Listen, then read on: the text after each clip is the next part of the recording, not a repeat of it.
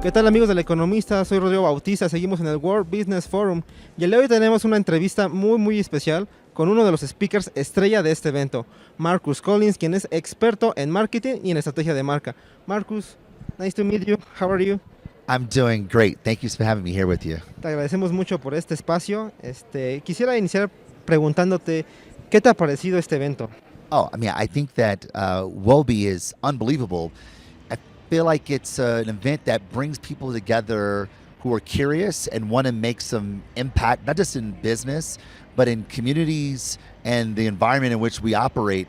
And to be able to contribute to this discourse, I find to be a great honor that I take with a lot of humility and a lot of urgency in hoping that I bring something that actually helps people. Sabemos que tú eres experto en marketing, especialista en estrategias de marca.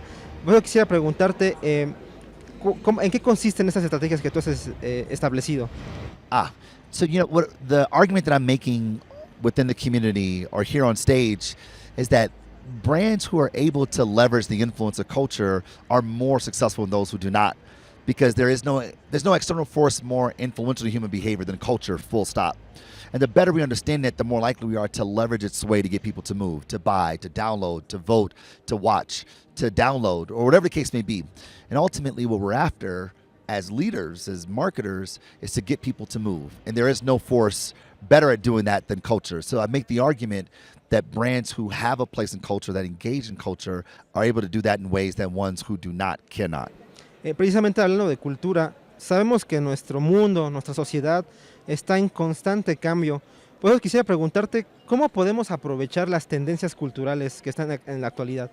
Yeah, well, the cultural change is just a part of culture. Culture is always moving, it's always evolving, which creates opportunities for us to engage in it in the contextual and contemporary sense. But it requires a level of intimacy that I think brands haven't historically been able to accomplish or achieve, because we focus more so on our products and our value propositions than the people and how they see the world. But when we see how people see the world, when we're able to adopt their empathic points of view about the world and use empathy to see the world the way they do, it creates an opportunity for us to engage with them regardless of where we are in culture, because we're close to them. We have great proximity. That intimacy allows us to meaningfully connect with them. Muy bien. Sabemos que en una estrategia de marketing, el cliente siempre es el objetivo.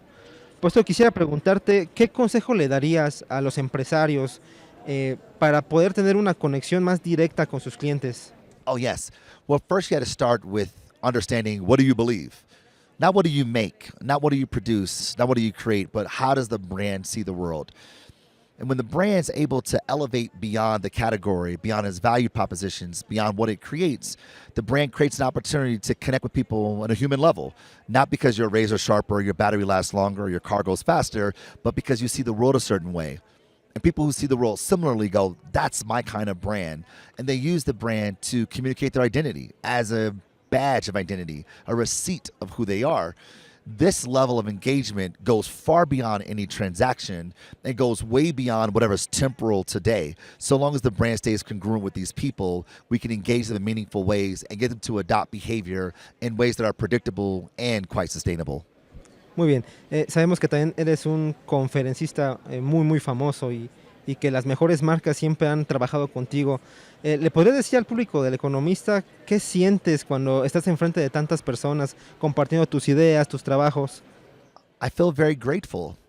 I feel humbled that I have the opportunity to share the work that I do, that I've kind of committed myself to, and not only share it, but perhaps even inspire leaders of business across the world to make impact that I can never do individually.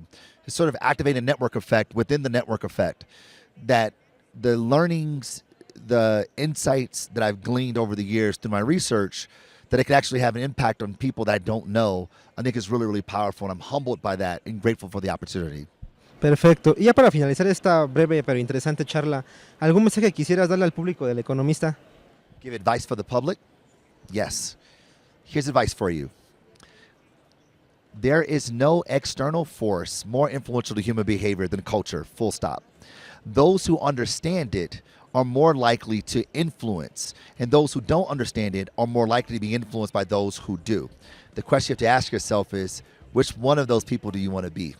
And if our job as marketers, as leaders, as entrepreneurs, as idea generators is to get people to adopt behavior, then culture is our biggest cheat code. But it requires us seeing people not as consumers, not as voters, not as viewers, not as subscribers, but as human beings who abide by cultural orthodoxy that govern what people like them do.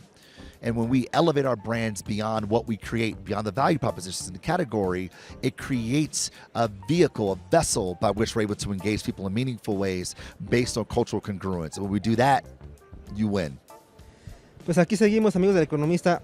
Marcus, thank you very much. My pleasure. Thanks for having me.